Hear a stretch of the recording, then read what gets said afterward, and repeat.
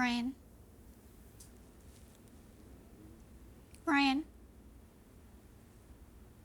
Did you hear what I said? Yes. I'm sorry. I thought I responded. It's okay. Do you want to talk about it?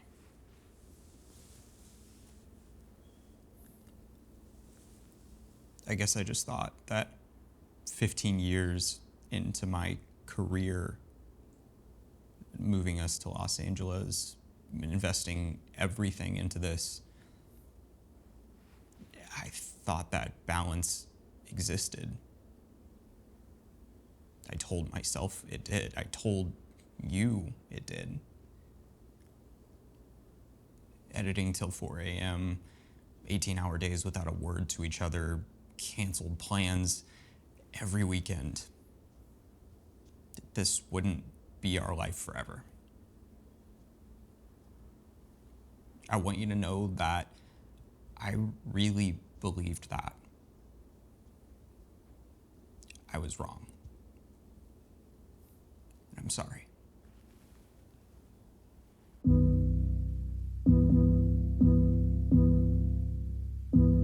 What happens when you turn a childhood hobby into a career? Because I didn't dream of this.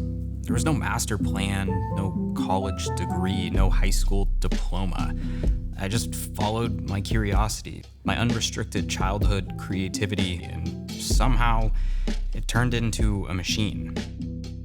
And for 10 years, this worked. YouTube worked. Brands started showing up in my inbox. Freelance became a symbol of reputation. And that reputation turned into making real money. And at some point, it stopped being a passion and became a justification. I can't, I've got to work. I can't, I need to edit. I can't, I have to write. I can't, I have to film. I can't. Until those words became my personality, my friendships, my marriage. I would tell myself, but you chose this. You committed. Quitting means failing. Slowing down means wasting momentum. And YouTube kept growing until it hit a boiling point. And as much as it was important to my livelihood, it really felt as though YouTube was taking away more from my life than adding to it. I started to realize that the one thing that had once brought me creative freedom was controlling every aspect of my life. But just push through it, right? I kept telling myself that, promising my wife on a daily basis that tomorrow would be better. For that promise to take over 3 years. So I stopped. In 2025, I gave up making YouTube videos. But who was I without what I lived and breathed for 15 years? I had to figure that out.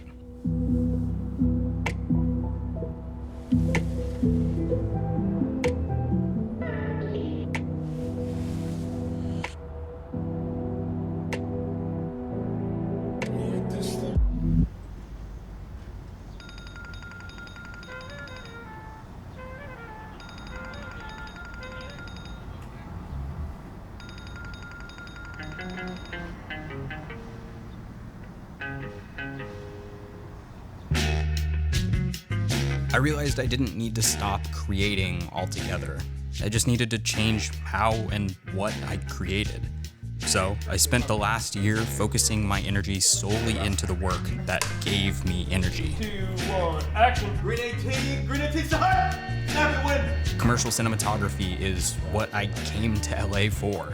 And the hard reality is, for the last 3 years of trying to juggle both aspects of my business, I never truly gave it the intentionality and commitment that it deserved. This is what I'm good at. This is the thing that, rain or shine, I can show up on even the worst days and get it done. I'm a problem solver. I'm a strong communicator. I'm a leader. When I strip away all of the excess weight of creating the story from scratch and focusing solely on the image, I feel energized, like genuinely excited. Being consistently on set for this last year revived me. Working with other people's perspectives, a rebuilt sense of structure, It brought me that momentum that I've been missing in my life. Looking back, I realized what fueled me in the early days of YouTube was my sense of curiosity toward this new thing I was discovering. Like I was essentially a kid, hungry to learn, to try new things, to figure out filmmaking. But I'm not that kid anymore. And what I had lost in creating for YouTube, I now had with commercial cinematography.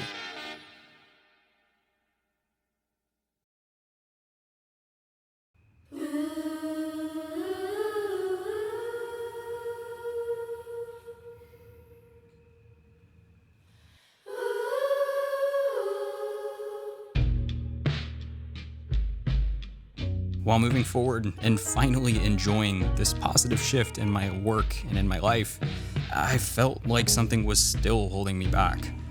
I had left YouTube confidently, but leaving left me feeling like I had unfinished business, like a nagging feeling, a sense of guilt.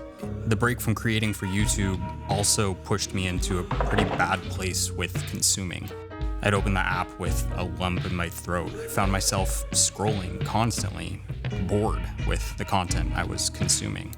I stopped watching the videos put out by my fellow creators, the people who had once inspired me. I stopped checking comments. I deleted the app. The spark was gone. It felt like a bad breakup, honestly. So while my life was moving forward positively around me as a DP, for the first time in years, I was seeing sparks in my relationship with myself, my wife, my friends, like my actual life. I wondered how and even if I could find that positive shift here.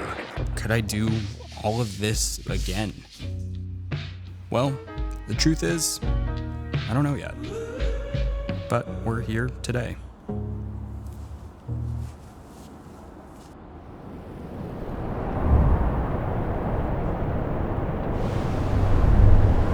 Inhaling content.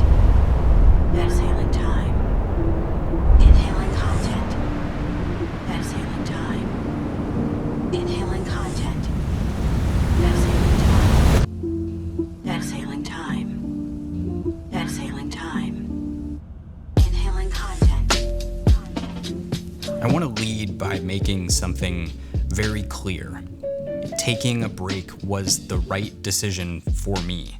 Not because it fixed everything or gave me perfect clarity or answered any big questions, but because it gave me enough distance to see that none of this matters on its own.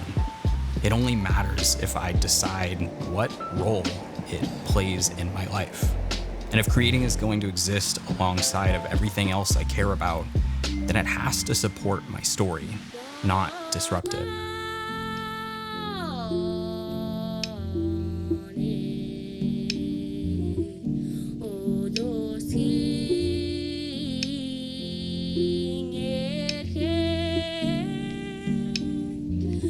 I'll be honest, I don't know what this becomes.